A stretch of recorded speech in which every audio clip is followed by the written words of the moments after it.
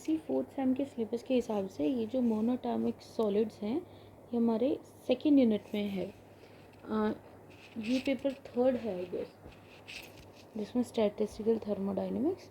तो monoatomic solids के लिए सबसे पहले हम मोनोटॉमिक सॉलिड्स देख लेते हैं। उसमें आइंस्टाइन सॉलिड्स हैं और डीवाई सॉलिड्स हैं। तो सबसे पहले मोनोटॉमिक सॉलिड्स की इंट्रोडक्शन हम एक बार देख लेते हैं कि एक्चुअली में मोनोटॉमिक सॉलिड्स होते क्या हैं। तो सॉलिड से हम ये कह सकते हैं कि जो एटम्स है वो बहुत क्लोजली पैक होंगे, और मोनोटॉमिक मतलब एक ही टाइप के एटम्स होंगे। ठीक है, तो जो atoms in the crystalline solid, उनके पास क्या होता है, सिर्फ वाइब्रेटरी मोशन होता है। वो वाइब्रेट करते हैं अपने मीन पोजीशन पे सिर्फ। तो इनके पास क्या हो गया, सिर्फ वाइब्रेटिंग मोशन हो गया। और इनको कैसे ट्रीट किया जाता है, डिस्टिंग्विशेबल हार्मोनिक ऑसिलेटर। जैसे हमने पहले वाइब्रेशन मोशन के लिए देखा था, उसमें हमने यही कहा था ना कि जब भी हमने एस निकाला था तो वो डिस्टिंग्विशेबल लिया था हमने, डिस्टिंग्विशेबल पार्टिकल्स के लिए। और हमने वाइब्रेशन मोशन पढ़ा था तो हमने उसमें कंसिडर किया था जो पार्टिकल्स हैं उनको हार्मोनिक ऑसिलेटर की तरह। तो यहाँ पे भी वही सेम चीज़ है कि जो मॉलिक्यूल्स हैं उनको हमने डिस्टिंग्विशेबल हार्मोनिक ऑसिलेटर कंसिडर किया, जो कि अपने fixed by virtue of their fixed position in the solid. तो दो चीज़ें हमने यहाँ पे पढ़ी, क्या कि जो मोनोटॉमिक सॉलिड्स होते हैं वो एक तरह की क्रिस्टलाइन सॉलिड हैं जो अपनी मेन पोजीशन पे वाइब्रेट करेंगे। इसका मतलब क्या हुआ, उनके पास सिर्फ वाइब्रेटरी मोशन हुआ। सेकेंड चीज़, उनको हमने क्या कंसिडर किया, डिस्टिंग्विशेबल हार्मोनिक ऑसिलेटर। ठीक है, हार्मोनिक ऑसिलेटर अपनी मीन पोजीशन के रिस्पेक्ट में ऑसिलेट कहाँ कर रहे हैं, अपनी मीन पोजीशन के रिस्पेक्ट में ऑसिलेट कर रहे हैं। ठीक है, फिर जैसे हमने क्यू वी निकाला था, partition function for vibration motion, वैसे ही सेम हम यहाँ पे ये क्यू वी यहाँ पे डिराइव करेंगे। एक बार ब्रीफ में हम एक्सप्लेन कर देते हैं। वाइब्रेशन एनर्जी क्या होती है हार्मोनिक ऑसिलेटर की, हमें पता है ये होती है। और हमें ये भी पता है कि जो हमारी एनर्जी हम लेते हैं वाइब्रेशन मोशन के लिए वो with respect to ground state energy लेते हैं। तो हमारी जो ग्राउंड स्टेट एनर्जी होती है वो क्या आएगी, half h nu. Ground state energy के लिए ये जो वी है ये ज़ीरो हो जाएगा, तो ई ज़ीरो क्या हो जाएगा, एच न्यू नॉट हाफ। और जो हमारी टोटल हम वाइब्रेशन एनर्जी लेते हैं वो क्या लेते हैं, ग्राउंड स्टेट के रिस्पेक्ट में लेते हैं, तो वो आ जाएगी हमारी एच न्यू नॉट न्यू। बस क्या करना है, इस इक्वेशन में से ये माइनस कर देनी है, तो हमारे पास ये इक्वेशन आ जाएगी। वही न्यू की वैल्यू क्या रहेगी, 0 1 2 से इनफाइनाइट तक। फिर हम क्यू वी कैसे निकालते हैं, हमें पता है कि क्यू का सिंपल एक जनरल फॉर्मूला क्या होता है पार्टीशन फंक्शन का, डी जनरेसी ई माइनस बीटा ई आई। हमें पता है कि जो वाइब्रेशनल एनर्जी लेवल्स होते हैं वो क्या होते हैं, नॉन डीजेनरेट होते हैं। तो यहाँ पे कोई भी डीजेनरेसी नहीं होगी, तो यहाँ पे हमारे पास Q आ गया, फिर समेशन एक्सपोनेंशियल माइनस एनर्जी की फॉर्म आ गई, और ये बीटा को हमने 1/kT लिख दिया यहाँ पे। ठीक है, उसके बाद हमने ये वाला जो एक्सप्रेशन है ये सॉल्व कर लिया। अब जो वाइब्रेशन एनर्जी लेवल्स हैं वो इतने पास नहीं होते कि हम जो ये समेशन है उसको इंटीग्रेशन में कन्वर्ट कर दें, तो हमें ये समेशन लेके ही चलना पड़ेगा। और इसको जब हम सॉल्व करेंगे तो हमारे पास ये वैल्यू आएगी। ठीक है, क्या करना है, सिर्फ 1 प्लस ई की पावर में एक बार ये आ जाएगा, फिर इसकी आगे 2 से मल्टीप्लाई कर देंगे एंड सो ऑन। जैसे फॉर एग्जांपल अगर समेशन ई माइनस एक्स है तो उसको क्या करेंगे, 1 plus E minus x plus E minus 2x। ठीक है, और इसको हम कैसे लिख सकते हैं, इसको फर्दर हम सॉल्व करके कैसे लिख सकते हैं, 1 plus x square and so on.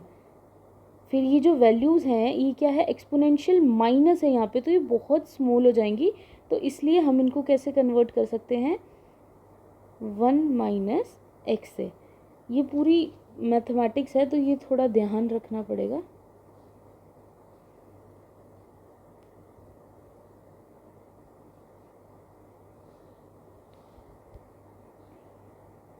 क्या किया हमने क्यू वी पहले भी निकाला था, फिर उसको क्या किया हमने, इस तरह से सॉल्व कर दिया। 1 प्लस ई की पावर में एक बार एज इट इज़ लिख दिया, एक बार 2 से मल्टीप्लाई कर दिया। फिर हमने क्या किया, 1 प्लस एक्स स्क्वायर लिख दिया। फिर हमने क्या किया, इसको कन्वर्ट किया तो हमने लिख दिया 1/1 माइनस एक्स, और एक्स हमारा क्या है, ई की power minus H new not upon के टी। तो इस तरह से हमारा क्या आ गया, क्यू वी आ गया। ठीक है, वहाँ पे थोड़ा सा डिफरेंट था शायद, if I am not wrong. तो यहाँ पे हमारा क्यू वी आ गया, वही थीटा वी हमारा वही है एच न्यू नॉट बाई के, ये वही कैरेक्टरिस्टिक वाइब्रेशनल टेम्परेचर है। इसी तरह से हम इंटरनल एनर्जी निकाल लेंगे, जैसे हमने पहले निकाला था, तो वो आ गई हमारी ये। इसी तरह से हमने देखा था रोटेशनल मोशन में कि भाई इंटरनल एनर्जी और एंथैल्पी वो है हमारी सेम आती है, वो रीज़न उसी वीडियो में देखना। तो इंटरनल एनर्जी और एंथैल्पी हमारी सेम आ गई, यहाँ से इनकी वैल्यूज़ ये आ गई। ठीक है, ये जनरल है कि मोनोटॉमिक सॉलिड्स हमारा क्या होता है। तो हमने देखा कि उसमें वाइब्रेटिंग मोशन होता है। वाइब्रेटिंग मोशन के लिए हमने फिर सारी उसकी डेरिवेशंस कर ली, उसकी थर्मोडायनेमिक फंक्शंस निकाल लिए, C P C V H U S A और जी। ठीक है, अब आता है कि आइंस्टाइन सॉलिड्स। अब आइंस्टाइन ने क्या कहा कि जो वाइब्रेटिंग पार्टिकल्स हैं, जो अब वो 3D में होंगे,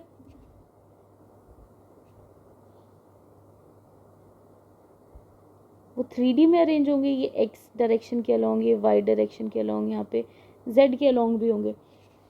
तो आइंस्टाइन ने क्या एज्यूम किया कि जो पार्टिकल्स हैं ये नेबर से, जो इनके नेबरिंग एटम्स हैं उनसे अफेक्ट नहीं होंगे, without being affected by there neighbours.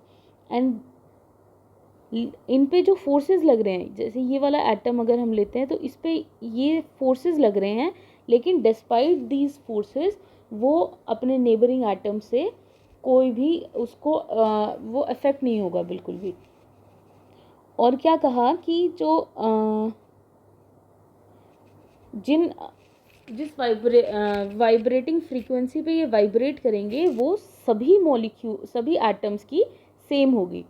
ठीक है, तो जो ये हमने सी पी और सी वी निकाला था, ये हमने एक डायरेक्शन के लिए निकाला था। अब हमारा 3 डायमेंशनल स्ट्रक्चर है, तो यही हम 3 से मल्टीप्लाई कर देंगे इसको। तो ये सी वी को हमने 3 से मल्टीप्लाई कर दिया। सिर्फ इसमें 2 चीज़ें एज्यूम की कि जो नेबरिंग एटम्स से उसको फोर्स लग रहे हैं, उसको एनर्जीज भी एक्सचेंज हो रही हैं, लेकिन डिस्पाइट ऑल ऑफ दीज वो अपने नेबरिंग एटम से बिल्कुल भी अफेक्ट नहीं होगा। एंड सेकंड चीज़ कि जिस फ्रिक्वेंसी पे ये एटम्स वाइब्रेट कर रहे हैं वो सेम रहेगी। तो यहाँ पे जो हम सी वी की वैल्यू लेंगे उसको हमने 3 से मल्टीप्लाई कर दिया, क्योंकि हम 3 डायमेंशन ले रहे हैं। ठीक है, तो ये हमारी पूरी सी वी की वैल्यू हो गई, सिर्फ हमने इसको 3 से मल्टीप्लाई कर दिया। और यहाँ पे जो ये थीटा वी लिया था, यहाँ पे इसको हमने थीटा ई से चेंज कर दिया। और ये थीटा ई क्या है, वही सेम वैल्यू है इसकी एच न्यू नॉट बाई के जो थीटा वी की थी, बस यहाँ पे थीटा ई इसलिए ले लिया क्योंकि आइंस्टाइन सॉलिड्स की हम बात कर रहे हैं। और इस थीटा ई को हम क्या बोल देंगे, आइंस्टाइन टेम्परेचर। ठीक है, तो अब हम मोलर हीट कैपेसिटी देखते हैं, तो मतलब आर की टर्म्स में, अमाउंट ऑफ गैस की टर्म्स में, तो वो कैसे देखेंगे। अब एन ए क्या होता था हमारा, एन, तो यहाँ पे एन की जगह हम क्या लिख सकते हैं, एन ए, यहाँ पे क्या है, एन के है ना, एन के, तो इसकी जगह हम एन ए के लिख सकते हैं। और हमें पता है ये एन ए और के क्या होता है, आर होता है। और अगर हम 1 मोल लेते हैं तो ये R3 theta E by T का स्क्वायर, ई की power theta E by T, और ये हो जाएगा E theta E by T minus 1 का होल स्क्वायर। ठीक है, ये ग्राफ ज़रूर, अगर क्वेश्चन आता है आइंस्टाइन सॉलिड पे तो ये ग्राफ ज़रूर बनाना है। सिर्फ हमें क्या याद रखना है कि इस वाई एक्सिस पे हमें लेना है सी वी बाई आर, और यहाँ पे लेना है T by theta E, T by theta E. ठीक है, और हमें इस तरह से बना देना है। ये पॉइंट्स लगाने ज़रूरी नहीं है, बस हमें ग्राफ का शेप याद होना चाहिए। ठीक है, फिर आता है कि अगर हमारा टेम्परेचर बहुत हाई हो, टेम्परेचर की वैल्यू इनफाइनाइट अप्रोच करे, तो हम क्या करेंगे, जो लोअर वैल्यू होगी उसको फिर से जैसे हमने यहाँ पे किया था, ये सिमिलर वे में हम इसको क्या कर देंगे, एक्सपेंड कर देंगे। थीटा ई बाई टी का 1 फैक्टोरियल हो जाएगा यहाँ पे, और यहाँ पे theta E by T square को हम कट कर देंगे तो हमारे पास ये वैल्यू आ जाएगी। इसका कोई उपाय नहीं है, ये याद ही करनी पड़ेगी। तो यहाँ पे अगर ये है हाई टेम्परेचर के लिए जनरल एक्सप्रेशन। अगर हम बोलते हैं कि टी हमारा इनफाइनाइट अप्रोच कर रहा है, तो हमारे पास टी कहाँ कहाँ है, एक तो थीटा ई बाई टी है, अब यहाँ पे इनफाइनाइट आ गया तो theta E by infinite that is E की पावर 0, और ई की पावर 0 मतलब 1, और यहाँ पे है थीटा ई बाई टी का 2 फैक्टोरियल, और बाहर इसका स्क्वायर है। तो हम सिर्फ इतनी वैल्यू देख रहे हैं, थीटा ई बाई इनफाइनाइट है, किसी के भी डिनोमिनेटर में इनफाइनाइट मतलब वो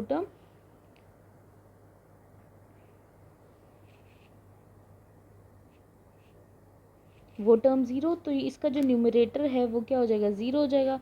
0/2 फैक्टोरियल 0, तो नीचे क्या रह जाएगा 1 प्लस, और जो आगे भी जो टर्म्स होंगी इसका थीटा ई बाई टी का क्यूब होगा आगे, फिर 3 फैक्टोरियल होगा, तो ये सारी क्या होती जाएंगी, 0 होती जाएंगी। सिर्फ नीचे क्या बचेगा 1, और 1 का स्क्वायर 1 होता है, तो यहाँ पे सिर्फ क्या आ जाएगी, सी वी की वैल्यू 3R। तो सीधा हम ये भी कर सकते हैं कि हम सी वी की वैल्यू लिखें, यहाँ पे हम बोल दें कि टी बहुत ज़्यादा लार्ज है, और अगर इफ़ टी अप्रोचेज इनफाइनाइट तो हम ये वैल्यूज़ करके दिखा सकते हैं, और सी वी एम की वैल्यू हम क्या लिख सकते हैं, 3R लिख सकते हैं। ठीक है, और एक हमारे पास ये आ जाएगा कि भाई अगर जो टी है वो स्मॉल है, टी स्मॉल है तो क्या हो जाएगा, सेम यही चीज़ करेंगे हम। तो जो नीचे वाला हमारा था डिनोमिनेटर में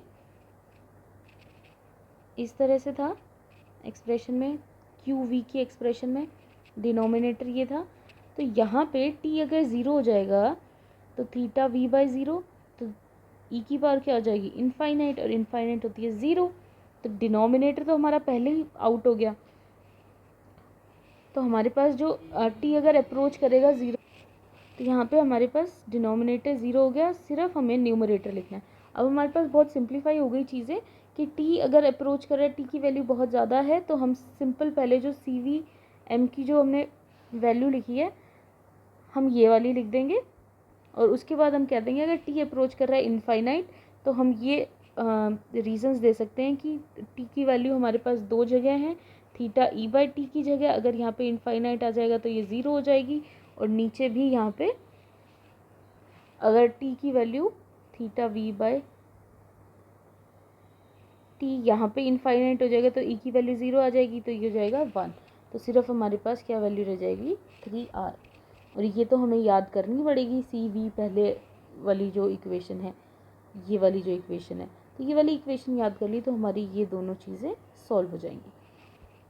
फिर क्या हुआ कि जो वैल्यू है ये क्या हुई, अगर टी जैसे हमने यहाँ पे टी वेरी लार्ज हुआ तो यहाँ पे ये जनरल इक्वेशन थी, फिर टी को हमने इनफाइनाइट बोला तो हमारी ये प्रिसाइज वैल्यू आई है। तो वैसे ही अगर टी बहुत स्मॉल है तो हमारी ये जनरल इक्वेशन है। अगर टी को हम यहाँ पे अप्रोच कराते हैं 0 से 0 तक, मतलब टी अगर हमारा 0 हो जाता है तो क्या प्रॉब्लम आ रही है यहाँ पे, तो हमारे पास या थीटा ई बाई टी का स्क्वायर है और ई की power minus theta E by T है। तो यहाँ पे अगर 0 हो जाता है टी तो ये क्या हो जाएगा थीटा ई बाई 0, और किसी की भी डिनोमिनेटर में 0 तो ये इनफाइनाइट, थीटा इनफाइनाइट क्या ई की पावर इनफाइनाइट क्या हो जाता है 0 हो जाता है। तो जब यही टर्म 0 हो गई और ये सारी मल्टीप्लाई में है तो ये तो 0 हो जाएगा। तो एज टी अप्रोचेज 0 केल्विन तो ये जो सी वी मोलर हीट कैपेसिटी है एट कॉन्स्टेंट वॉल्यूम ये भी क्या हो जाएगी 0 हो जाएगी। लेकिन ये जो हमने एक्सप्लेनेशन दी ये एक्सपेरिमेंटली करेक्ट है, लेकिन जब हमने इसका कैलकुलेटेड वैल्यूज़ देखी तो वो स्मॉल आ रही हैं एक्सपेरिमेंटल वैल्यू से, मतलब एक तरह से डिफरेंस आ रहा है कैलकुलेटेड और एक्सपेरिमेंटल वैल्यूज़ ने, कैलकुलेटेड वैल्यू जो थी वो स्मॉल थी एक्सपेरिमेंटल वैल्यू से, ठीक है। जो कैलकुलेटेड वैल्यू थी, calculated value is proportional to T का क्यूब। तो ये प्रॉब्लम यहाँ पे, ये ड्रॉबैक था इस आइंस्टाइन सॉलिड्स का। फिर आता है D Y solid. Debye का जो कंट्रीब्यूशन था सॉलिड्स के लिए, तो उसने इसी पे ही वर्क किया। जो आइंस्टाइन का ड्रॉबैक था उसने इसी पे ही वर्क किया कि जो मोलर हीट कैपेसिटी था लोअर टेम्परेचर पे, और उसकी जो एक्सपेरिमेंटल वैल्यू थी वो क्या कर रही थी, वेरी कर रही थी। जो कैलकुलेटेड वैल्यू थी वो एक्सपेरिमेंटल से कम आ रही थी। तो उसने कहा कि ऐसा हो सकता है कि जो हमने एज्यूम किया था कि सारे पार्टिकल्स सेम ही फ्रीक्वेंसी पे वाइब्रेट कर रहे हैं, वो हो सकता है कि उनकी जो वाइब्रेशन है वो किस पे हो सकती है, डिफरेंट फ्रीक्वेंसी पे हो सकती है। D Y explain the disagreement between the molar heat capacity at lower temperature, जो कि आइंस्टाइन फेल हुआ था, लोअर टेम्परेचर पे आइंस्टाइन फेल हुआ था। तो इसने डी वाई ने heat capacity at lower temperature explain किया, and experimental value by the atoms with a constant varying frequency instead of a single frequency. तो his theory being more involved in not is not described hair. तो simple इसमें numerical terms है कि D by ने एक equation दी थी जिससे वो उसने सॉल्व कर दिया था, जिसमें एक्स डी की वैल्यू क्या थी। अब ये कैसे याद रखना है, हमारी थीटा वी की वैल्यू क्या थी, एच न्यू नॉट बाई के। अब यहाँ पे डी बाई की बात करें तो इसी को ही हमने यहाँ पे एक्स डी क्या बोल दिया, थीटा डी बाई टी है, ठीक है। अब थीटा डी हम सेम वही लेंगे, के बाई टी। ऐसे ही हमने आइंस्टाइन की बात की थी तो थीटा वी को ही थीटा ई बोल दिया था, ठीक है। यहाँ पे थीटा डी आ गया एच न्यू नॉट बाई के, और एक्स डी क्या है, थीटा डी बाई टी, ठीक है। फिर आता है हमारा डी की वैल्यू। डी क्या है, डी बाई फंक्शन है, इसकी वैल्यू हमें याद करनी पड़ेगी। और जब हम इसको न्यूमेरिकली सॉल्व करते हैं हाई टेम्परेचर पे, जो डी बाई फंक्शन है वो 1 हो जाता है। D at high temperature D is equal to 1, ठीक है। ये रहा, D approaches unity and the molar heat capacity approaches the limiting value of 3R at very low temperature. Debye function जो है, अगर लो टेम्परेचर की बात करें तो डी बाई फंक्शन वो रिड्यूस हो जाता है, D is equal to pi square by 5 और एक्स डी की पावर 3। तो हमारा सी वी एम क्या आ जाता है, ये याद रखना पड़ेगा। तो यहाँ से सी वी एम क्या आ रहा है, प्रोपोर्शनल आ रहा है टी क्यूब के, जो कि हमारी कैलकुलेटेड वैल्यू में, अगर हम पहले देखें यहाँ पे कैलकुलेटेड वैल्यू जो आ रही थी लो टेम्परेचर पे सी वी एम की, वो क्या आ रही थी, प्रोपोर्शनल आ रही थी टी क्यूब के, लेकिन हमारी जो एक्सपेरिमेंटल वैल्यू आ रही थी वो 0 आ रही थी। तो यहाँ पे जो डी बाई ने कंट्रीब्यूट किया तो उसमें सी वी एम की वैल्यू क्या आ रही है, T3 आ रही है। इसने क्या कहा था कि जो हमने एज्यूम किया था पार्टिकल सेम फ्रीक्वेंसी पे वाइब्रेट कर रहे हैं, हो सकता है कि वो सेम फ्रीक्वेंसी पे वाइब्रेट नहीं कर रहे हों, उनकी फ्रीक्वेंसी डिफरेंट हो। Okay, thank you.